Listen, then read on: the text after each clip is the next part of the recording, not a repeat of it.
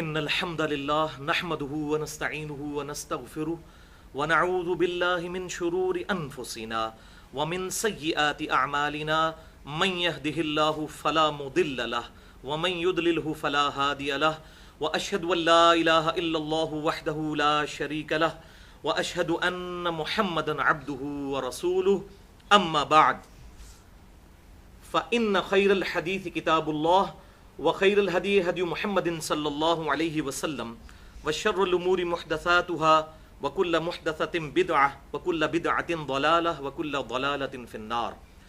أعوذ بالله السميع العليم من الشيطان الرجيم من همزه ونفخه ونفثه. بسم الله الرحمن الرحيم.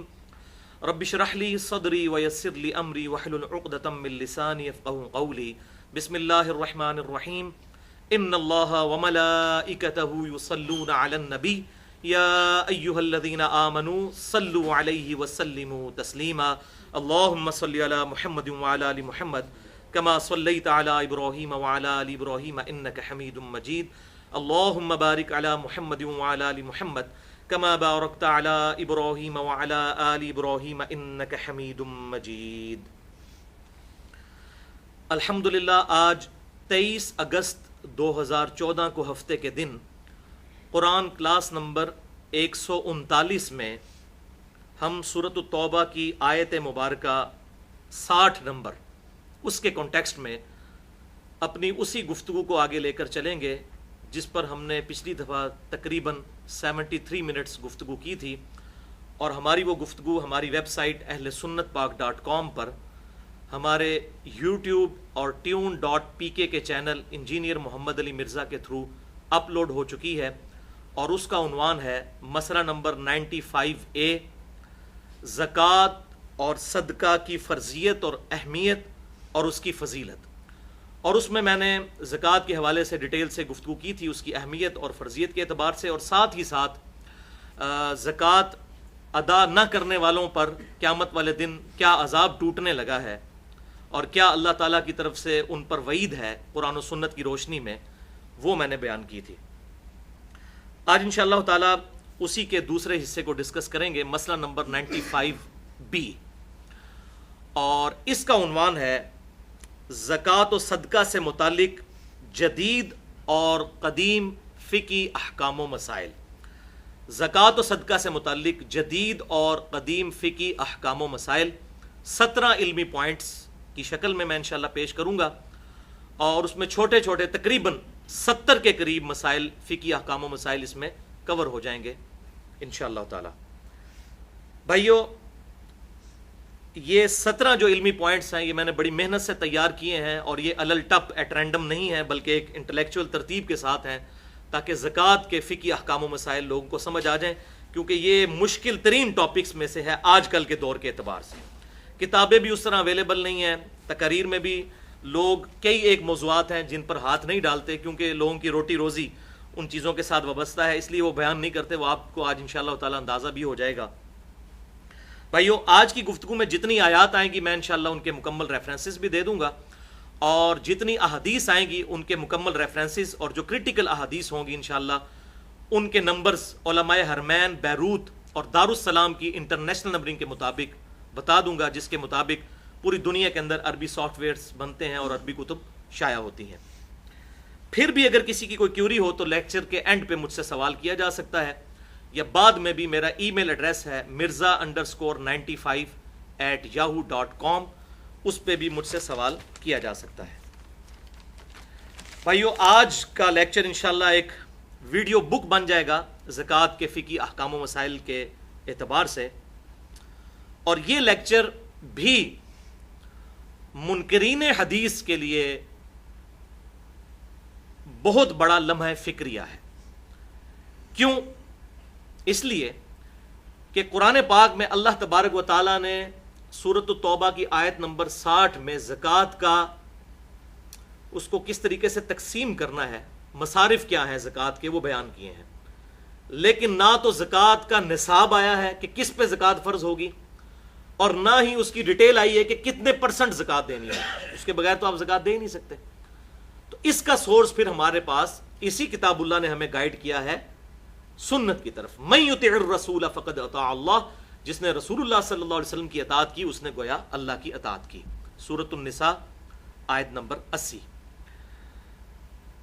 تو زکوٰۃ کے جتنے فقہی احکام و مسائل ہیں الحمدللہ یہ صحیح الاسناد احادیث سے ثابت ہیں اور اکثریت پر اجماع امت ہے. اور جب اجماع امت کسی مسئلے پر ہو تو اس سے کتاب و سنت سے دلیل کی ضرورت نہیں رہتی، کیونکہ اجماع خود بہت بڑی دلیل ہے. اس قرآن پاک کی واحد اتھینٹسٹی اجماع امت ہی تو ہے کہ امت نے عملی تواتر کے ساتھ اس کتاب کو نقل کیا ہے. اجماع کے حوالے سے میری ایکسکلوسیو گفتگو ہے مسئلہ نمبر 31 کے نام سے، 40 منٹ کی گفتگو. اس میں میں نے اجماع کی حجیت اور اس کی 17 مثالیں بھی بیان کی ہیں. میں نمونے کے طور پر 2 احادیث بیان کر دیتا ہوں جو میں نے اس میں بھی بیان کی. پہلی حدیث موقوفاً امیر المؤمنین سیدنا عمر ابن خطاب رضی اللہ تعالیٰ عنہ کا مبارک قول ہے. المصنف ابن ابی شیبہ میں انٹرنیشنل نمبرنگ کے مطابق کتاب البیوع چیپٹر میں 22,990. انہوں نے کوفے کے قاضی شریح کو خط لکھا کہ جب بھی تجھے کوئی مسئلہ آئے تو سب سے پہلے کتاب اللہ میں اسے تلاش کر، اگر کتاب اللہ میں نہ پائے تو پھر سنت رسول صلی اللہ علیہ وسلم میں اسے تلاش کر، اگر سنت میں بھی نہ پائے تو پھر امت کے اجماع میں دیکھو کہ امت کس چیز کو ایکسیپٹ کیے ہوئے ہے، اور اگر اجماع میں بھی نہ پاؤ تو پھر تم اجتہاد کر سکتے ہو، اور اگر نہ کرو تو تب بھی درست ہے اجتہاد. تو یہ بنیادی طور پہ 4 چیزیں ہیں، کتاب اللہ، سنت اور اجماع. یہ مین ایبسولوٹ 3 دلائل ہیں، اور چوتھی چیز جو ہے اجتہاد، وہ ایبسولوٹ نہیں ہے، ریلیٹیو ہے، اس میں اختلاف ہو سکتا ہے. آپ کو بھی حق ہے اختلاف کرنے کا، مجھے بھی. پوری امت کے لیے اجتہاد کا دروازہ قیامت تک کے لیے کھلا ہے، کتاب و سنت کے دلائل کی روشنی میں، اپنی ذاتی رائے کی روشنی میں نہیں. بہرحال اسی طریقے سے المستدرک للحاکم میں صحیح سند کے ساتھ انٹرنیشنل نمبرنگ کے مطابق کتاب العلم چیپٹر میں 399 نمبر حدیث ہے. آپ صلی اللہ علیہ وسلم نے ارشاد فرمایا اللہ تعالیٰ میری امت کو کبھی بھی گمراہی پر جمع نہیں ہونے دے گا، جماعت پر اللہ کا ہاتھ ہے. یہ اکثر جو ہماری یہ مختلف جماعتیں اور پارٹیاں یہ حدیث پیش کر رہی ہوتی ہیں جماعت پہ اللہ کا ہاتھ ہے، تو وہ اپنی جماعت بتا رہے ہوتے ہیں.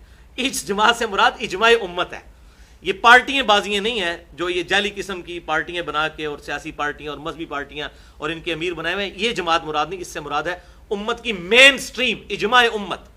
میری امت کبھی گمراہی پر جمع نہیں ہوگی، جماعت پہ اللہ کا ہاتھ ہے. تو اس جماعت سے مراد ہے امت کی پوری اجماعی جو تھاٹ ہے اس کو اجماع کہا گیا. اس پہ اللہ تعالیٰ اس امت کی حفاظت کرے گا. یہ 17 کا عدد میں نے ڈیڈکٹ کیا ہے کہ دن رات میں فرض نماز کی جو رکعتیں ہیں وہ 17 ہیں، جس پہ اہل سنت اور اہل تشیع کا اجماع ہے. 2 فجر کی، 4 ظہر کی، 4 عصر، 3 مغرب اور 4 عشاء. یہ جو 17 فرائض بنتے ہیں اس کی نسبت. پچھلی دفعہ بھی میں نے یہ بات کی تھی تو لوگوں کی طرف سے یہ بھی کیوری آئی کہ بھئی اہل تشیع آپ کیوں کہتے ہیں؟ اہل تشیع تو 3 نمازیں پڑھتے ہیں. تو بھائیو اہل تشیع 3 نمازیں نہیں پڑھتے، اہل تشیع بھی 5 نمازیں ہی پڑھتے ہیں. وہ نمازوں کو جمع کرتے ہیں، ظہر اور عصر کو جمع کرتے ہیں، اور مغرب اور عشاء کو بھی جمع کرتے ہیں. تو جہاں تک سفر کا معاملہ ہے، بخاری اور مسلم میں درجنوں احادیث موجود ہیں کہ آپ صلی اللہ علیہ وسلم سفر میں ہمیشہ ظہر اور عصر کو جمع کرتے تھے اور مغرب اور عشاء کو. اسے ظہرین اور مغربین کہا جاتا ہے. لیکن ایک حدیث ایسی ہے جو صحیح مسلم میں 3-4 طرق اس کے آئے ہیں، انٹرنیشنل نمبر کے مطابق 1629 نمبر اور 1633 نمبر، جس پہ امام نووی نے صحیح مسلم میں باب بھی باندھا ہے کہ سفر کے علاوہ حضر میں بھی، عام حالات میں بھی نمازیں جمع کی جا سکتی ہیں. لیکن یہ اہل سنت کے لوگ چھپاتے ہیں کہ وہ کہتے ہیں گھاٹے نہ فٹ ہو جائے، پھر تو شیعہ سے دلیل پکڑیں گے. بات اہل سنت اہل تشیع کی نہیں، بات امام کائنات سید الاولین والآخرین شفیع المذنبین رحمت للعالمین سیدنا و مولانا امام اعظم محمد رسول اللہ صلی اللہ علیہ وسلم کی مانی جائے گی. فرقہ واریت کی لعنت کو چھوڑیں، فرقہ واریت کو 3 طلاقیں دے کے 4 تکبیریں پڑھ کر دفنا دیں، تب یہ باتیں سمجھ آئیں گی. تو میں نے نمبر بتایا صحیح مسلم 1629 1633.